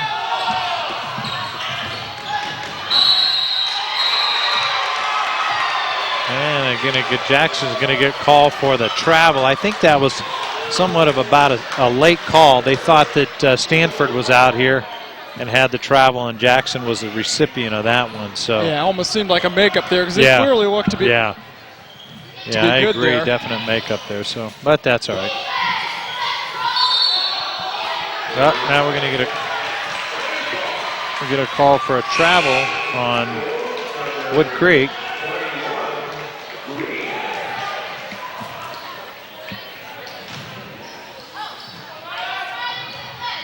5:38 in the ball game. Wilhelm.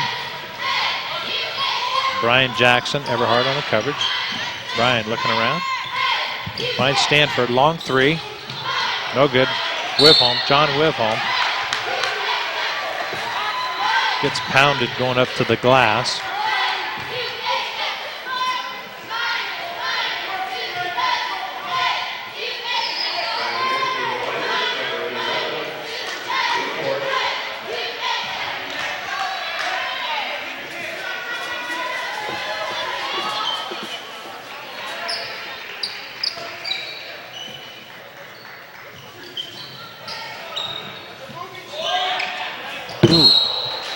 Yeah, Stanford made a good move out to go out to the top by the 3-point line to get open for the inbound pass. Unfortunately, though, once he got it, though, unable to make a strong pass and keep the possession going.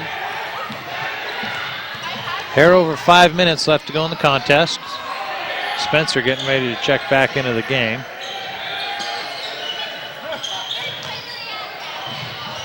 Inside. Oh, nice little move on the cutter coming across. And unable to get it in the basket. That was number 22, Fullwood.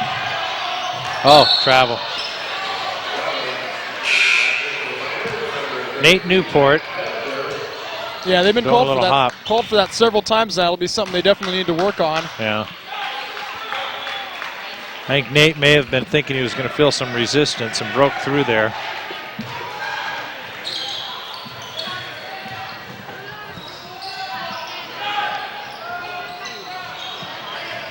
Put back. Woodcreek just unable to get it to fall. Jump ball, Jackson and Eberhardt. Possession goes to the Miners. 4:42 left in the ball game. Timeout.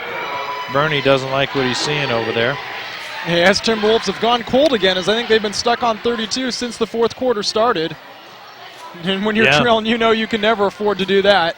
Yeah, well, they came out of the third quarter, you're right, at 31, so they've scored 1 point. And who knows, I mean, they were stuck on that 31 well into the third quarter as well. So yeah, the Miners have just done a good job defensively tonight, shutting everything down. Well, Miners have stepped it up. You know, a lot of their games have been close, and this one they've blown it out to and extended a lead. Yeah, it was close at times, but then the Miners, they had their run. They've just been able to play steady and solid ever since to maintain the lead. Good to see, building some momentum as they head out into the season. I think it's There we go. The guy in the white shirt there, that's Terry Tagney. He's done some broadcasting for Touchdown Productions in the past.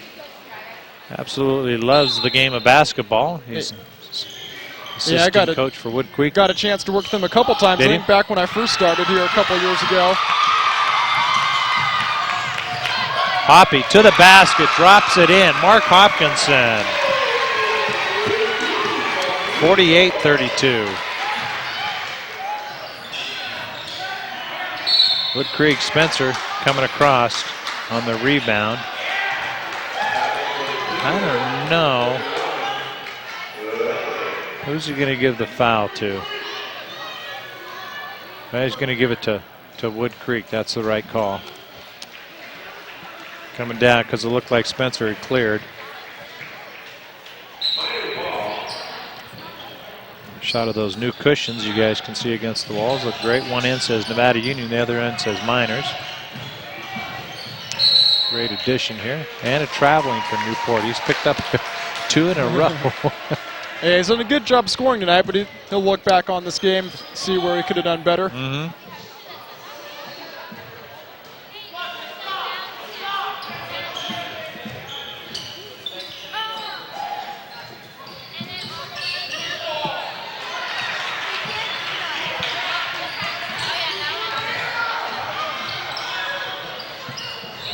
Oh, Newport getting some pressure there. Jackson comes back to help.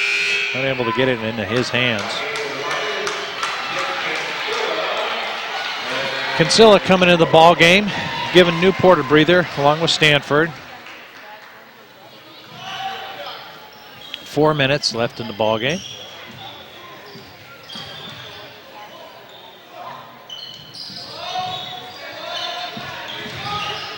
Baseline on the fadeaway, coming up short, rebound, Kinsella.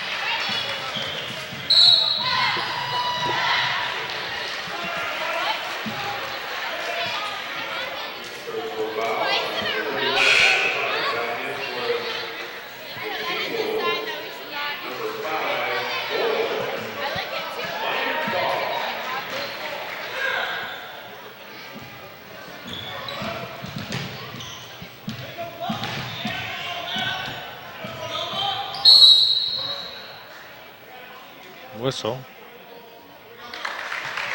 Penalties against NU. Looks like it was against the Spencer.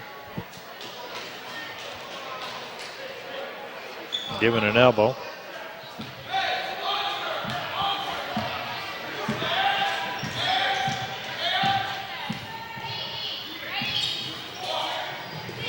Long three, that's what they need. They're going to get back into these ball games. A long ways away, number 21. Jeremy Green coming up for 3. The big man Spencer bringing it down, looking for help. Yeah, it's a sight you don't see much. Yeah. The center bringing it up the court. Yeah.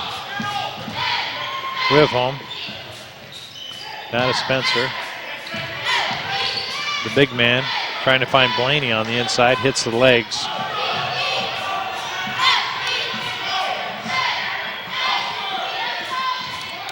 Three minutes and counting.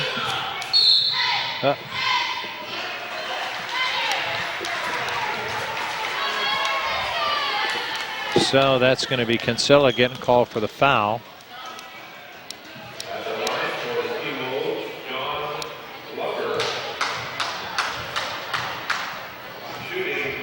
Glover shooting a pair.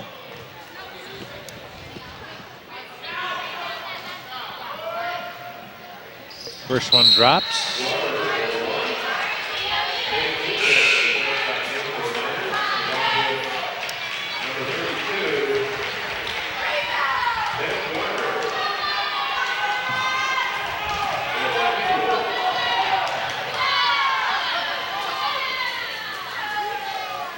And second one up and in for Glover. 37-48. Woodcreek within 11. 2:49 left on the game clock. Pressure, Woodcreek trying to keep it rolling here. Newport back in the game. Now Spencer. Zach Spencer, nice little move baseline. Comes in at the angle.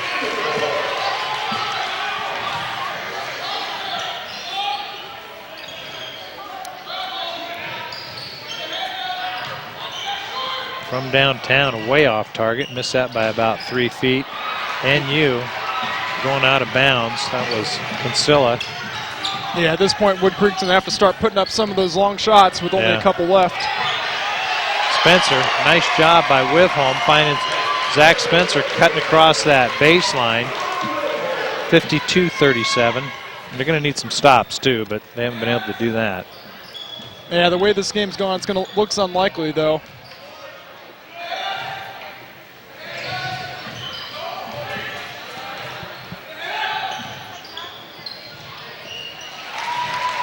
Woodcreek getting a pair there, 39-52. Just over a minute and a half.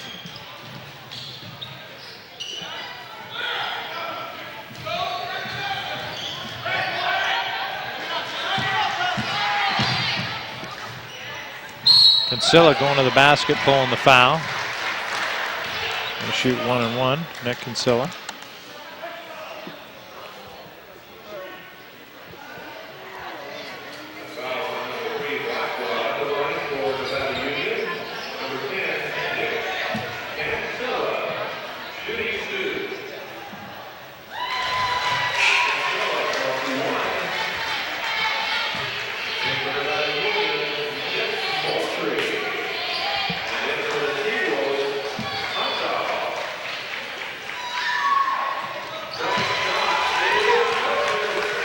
Shot is good, 54-39. Miners on top.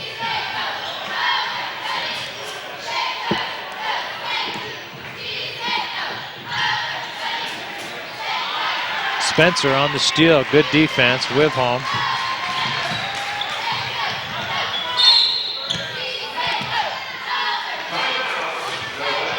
Well, Alan, you know, this is going to be a big win. I think NU needed this on their home court to get some of the momentum going for them. Oh, absolutely. Big win like this, 15-point advantage with just a minute left. You know, if they would have failed 0-2, things would have been really hard because, you know, 0-2, that's a hard hole to come out of, especially since every game in the Sierra Foothill League is going to be a dogfight. Yeah, that's true. And you know, they played 4 good quality quarters of play here. Good defense, good offense. Switching the ball around, there was, you know, there's quite a few guys touched the ball, but most of your scorers there. You know, you got Blaney, Spencer, and Withholm, and kind of spread up Jackson. But some good basketball from the boys, and watching them again, I'm gonna go back a few weeks back and play. They really weren't gelling. They didn't have the continuity that they do tonight, and they seem a lot smoother, a lot more comfortable with themselves out on the floor. And yeah, real crisp game, moving the offense well. So the continuity is starting to flow for the Miners. It's too bad they lost that one to Granite Bay in OT, but we can't look back. We got to look forward, and that's what they did tonight. So they'll have another opportunity to meet up with Granite Bay and even the score on that one. So that should be another great game to watch, but as well as the rest of the games coming our way. Dallas mentioned it's going to be some good competitive ball all the way around. Look at Spencer go, man. Yeah, he missed the shot, but he's probably played a really strong game tonight. He is playing real good. Zach Spencer. 26 seconds counting down. Looks like Kinsella going to get called for the block, and he does. It's going to stop the clock and put to the line number 3, Mark Blakewell. A little bit too late. Want to remind everybody that crab feed we were talking about, the first annual Holiday Crab Classic, coming up Saturday, January 13th, St. Candace Hall. All the crab you can eat. Tickets still available, no host bar. Auction's going to be a great evening. Come say hi to Gil Dominguez, and he may even bring the Commander there for the Commander 2 for a showing. We don't know. We never know what he's going to drive. He's got a fleet of cars, I know that. Tim Blaney, get a hold of him for tickets, 478-5602, or Mike Merchant Painting, 272-1067. Either one of those guys can get you some tickets. Or just hit the NU website, log on to Jeff Dallas, put your order in there. But crab feeds are always fun. Crab season, and Spencer mentioned that it's going to be fresh, coming right off the boat, and that's the best way to eat that darn stuff.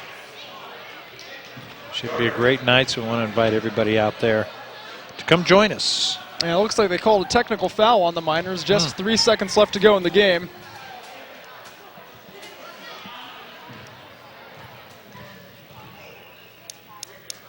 Yeah, probably wasn't necessary. I didn't see it, but maybe it was just getting caught up in the moment. And maybe more to send a message for games ahead that they're not going to put up with certain fouls and stuff going along through league play. Could be. And the ball goes out of bounds. 2.3 seconds on the clock. NU 56-39. Pretty much put this one in the books. At the buzzer, does not go. So that's your final score, 56-39. NU taking it to the Woodcreek Timberwolves. Puts their league record even at 1-1. So a little 500 ball there. And good defense over those final 3 quarters. As you see, look at the second quarter and the fourth quarter especially, as they were able to hold them to single digits in both of those, and that was a big difference in that ball game. Yeah, that it was.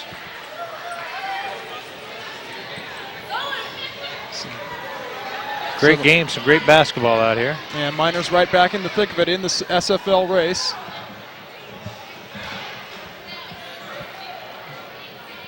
As they put together a strong performance on the evening. And leading the way for the Miners tonight, Nate Newport with 15. Blaney is especially carrying them in that second half. He had 13 for the Miners. Spencer chipped in as well with 9. And leading the way for the Timberwolves, John Blackwell finished with 12 points for the T-Wolves as their leading scorer. Well, we saw some great basketball. NU putting on a show, pretty much dominating the whole game. Yeah, the first quarter was close, but NU they really put the clamps down after that. That it was. Well, Alan, glad to have you back. It's nice to see you. Picked up right where you left off, and whenever you head home, make sure you call Gil and fill in. It's always nice working with you. Yeah, my pleasure. And of course, we couldn't do this without all the great folks that support the NorCal Game of the Week, like Hanson Brothers Enterprises. The Hanson brother family is proud to bring you another great NU basketball season. Soft answers. Debbie and Dallas Wilhelm love to watch their son, number 2 John, and all the NU Miners. Top This Truck and Auto Accessories owner Chuck Cavros and his family are proud to support NU sports. Casey Wood Corporation. The Casey family is proud to be an NU family. Grass Valley Glass, Shauna Marty, and NU football alumni Curtis Allen always support NU Miner sports. Spencer Construction. Lori and Scott Spencer love to watch their son, number 33 Zach, and all the NU Miners. All Phase Heating and Air Conditioning. Dorn and Max Bennett love to support NU sports. Plaza Tire and Auto Service. Mark and Mike Heauser wish you and your family a very Merry Christmas. That was a shot. Yeah, King Cody.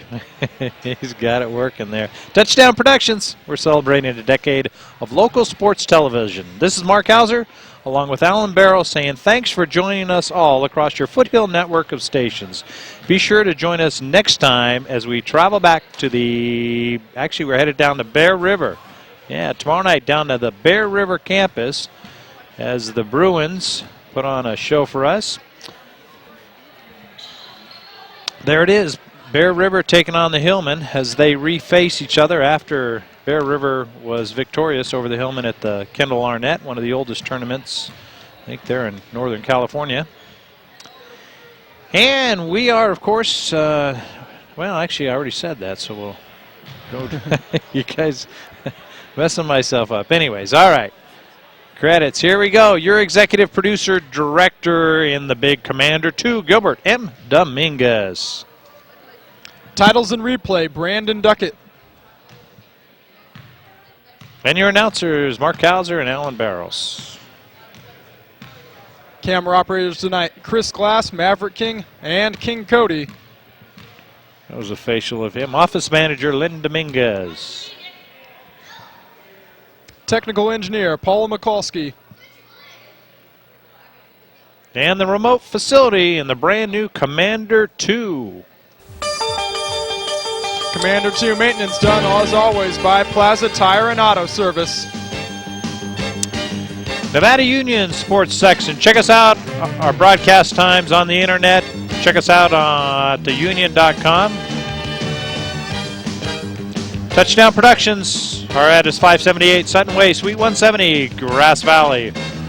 Or Gil at touchdownproductions.com. Check us out on the web, www.touchdownproductions.com, for complete shooting and broadcast schedules.